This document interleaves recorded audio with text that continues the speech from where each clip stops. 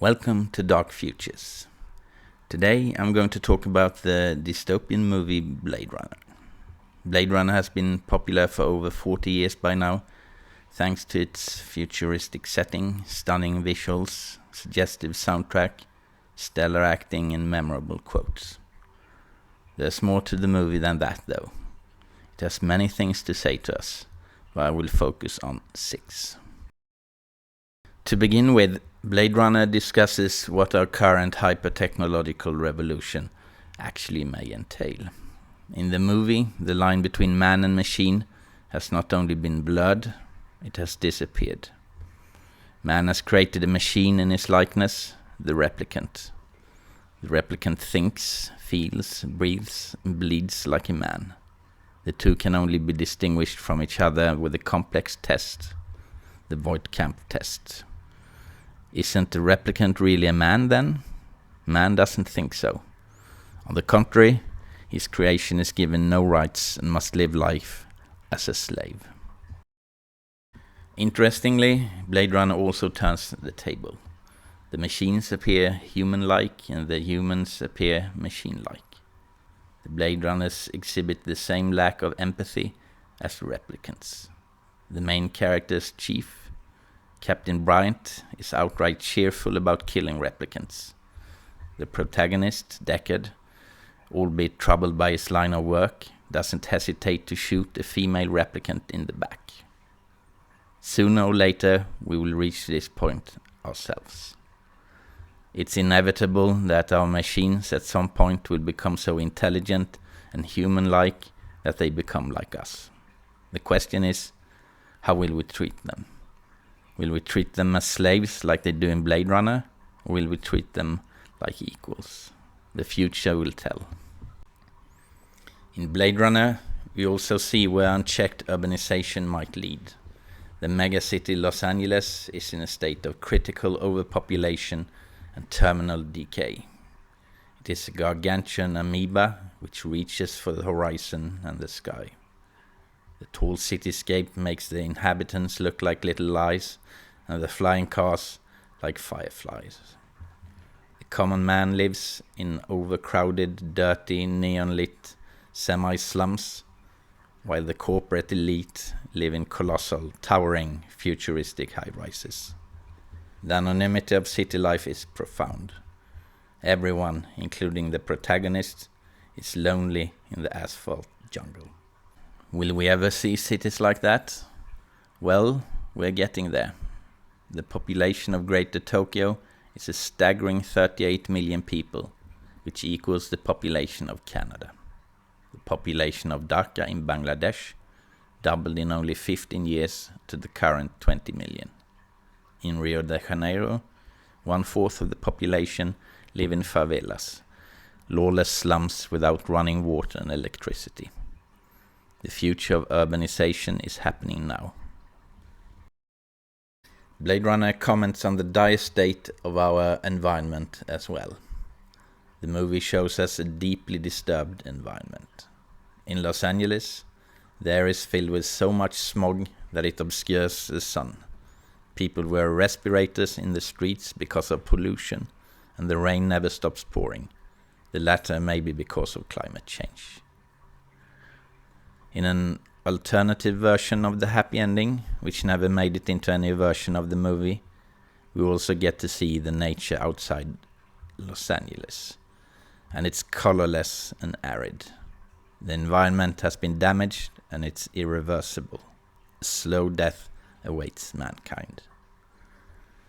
Sadly, Blade Runner has already come true in this respect. Many industrial zones and cities in the world today would fit into the movie. It seems that so far the damage is reversible, but for how long? At some point there will be no return. We are committing suicide out of convenience, laziness, and greed.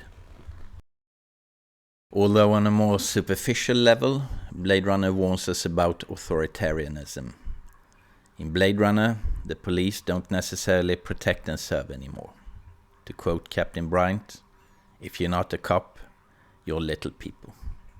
The police has become a brutal power institution that only answer to their immediate superiors. Police officers wear fascist-looking outfits, and police spinners, that is to say flying cars, control the air. The special police force Replicant are basically a state-sanctioned death squad.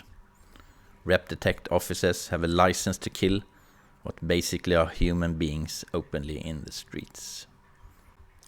Blade Runner focuses on the police, which is natural when the protagonist is a police officer, but that the police can't be trusted is a reality in many countries around the world. It illustrates the dangers with hollowing out democratic control. If you can't trust the state and its institutions, we're in trouble. One of the more interesting things Blade Runner comments on is corporate power. In the movie, mega corporations rule the world. One of the more prominent ones is the Tyrell Corporation, which manufacture replicants. They play God by creating beings in man's likeness. Their motto is, more human than human. They literally rule over life and death by creating life and deciding how long it shall last. The Tyrell Corporation have no moral qualms. It readily provides off-world colonies with thousands and thousands of replicant slaves. Everything from nannies to muscle miners to assassins. Blade Runner has, of course, come true in this respect. Mega corporations may not manufacture replicants yet, but they dominate the global economy, exert significant political power, and have questionable morals, to say the least. To make things worse, they keep growing, and they do so by eliminating smaller competitors on a large scale. On a more philosophical plane, Blade Runner says something about how it is to be human. The protagonist Deckard is a tragic figure struggling to get by. He's divorced, drinks too much, lacks social skills, is isolated, dislikes his job, and is world-weary. He may carry a gun and have a license to kill, but he still is, to use Captain Brian's words, little people. He's just a small cog in an enormous machine and doesn't have the power to change anything. That's quite far from an ordinary hero or an ordinary anti-hero for that matter. Blade Runner also has much to say about our transient existence. When the replicant Zora tries to escape Deckard and the replicant Roy Batty confronts his maker Tyrell, they vainly try to escape the inevitable. They are in denial, just like we are, whether we like to admit it or not. Neither man nor replicant can escape the Grim Reaper. The most profound scene is when the replicant Roy Batty utters his famous last words, though. All those moments will be lost in time, like tears in rain. Time to die. It tells us that our lives are brief and that we will be forgotten, but perhaps also that we should live here and now and cherish the moments. Thank you for watching.